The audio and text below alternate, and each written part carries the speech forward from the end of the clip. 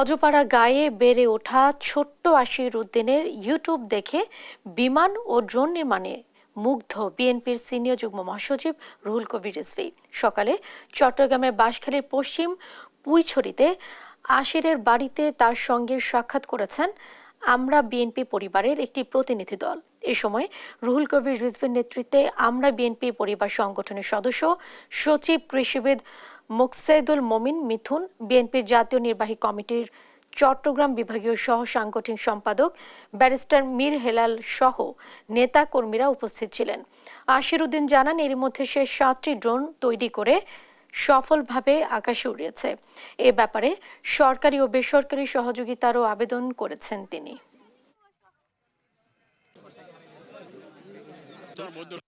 BNP যদি জনগণের ভোটে নির্বাচিত হয়, রাষ্ট্র পরিচালনা করে, তো সারা দেশে এই ধরনের উদ্ভাবনী অনেক ধরনের দক্ষতা আছে, যারা অনেক কিছু আবিষ্কার করতে পারে, কিন্তু পৃষ্ঠপোষকতার অভাবে তাদের প্রতিভার বিকাশ হচ্ছে না। সেটি রাষ্ট্র তখন বৃহত্তম উদ্যোগ, এটি একটি দল দিয়ে তো করা সম্ভব না, এটা রাষ্ট্রের সহযোগিতা।